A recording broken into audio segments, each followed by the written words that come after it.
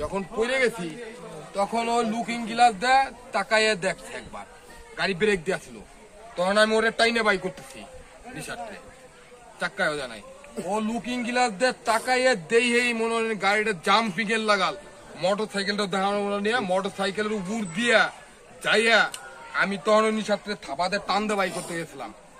আমার পাও এটা বাইজে গেছে বাইজে যাওয়ার পর তাও আমি ছাড়ি নাই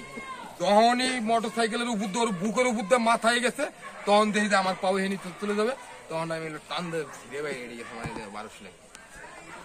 ঠিক আছে কথা বলতে কাকা আমার ধরেন কাকা আমার হাতে ব্যথা পাইছি দুইজন আমিও পাইছি ওই অবস্থায় যে বডিটা শুধু বাড়ি লাগছে ভাই ওই ড্রাইভার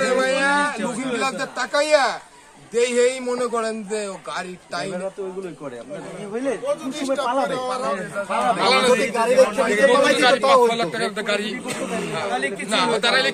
আর ওরা কিছু বলতেও দিতাম না ভাই আমি কিছু বলতেও দিতাম না কিন্তু আমি চিকুট দিছি ওই গাড়ি নিচে বাঁচা আছে তুমি গাড়ি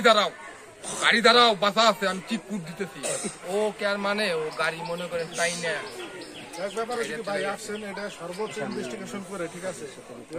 এখানে একজন তো সিকিউরিটি দেয় ওই ছবিটা যে আর এই জায়গাটা এটা রিগার্ড নিয়ে পারবে আর এই জায়গা তো আপনাকে এটা দেওয়া উচিত ডিউটি যখন চলে ঠিক আছে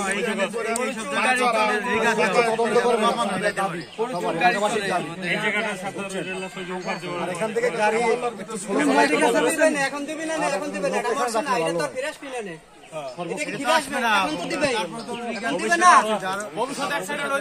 দুইটা অ্যাক্সিডেন্ট ঘটাইছে এটা তো আবাসিক এলাকা এটা তো হাইওয়ে রোড এটা তো আবাসিক এলাকা এখানে তো সিকিউরিটি দিতেই হবে সিকিউরিটি না দেওয়ার কারণে আজকে এই ডেটটা হলো এটা সম্পূর্ণ দায়িত্ব অবহেলা করলে পরে যা হয় সেটা হচ্ছে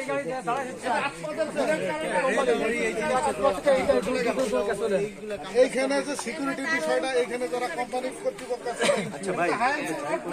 আবাসিক এলাকা লোকাল রোড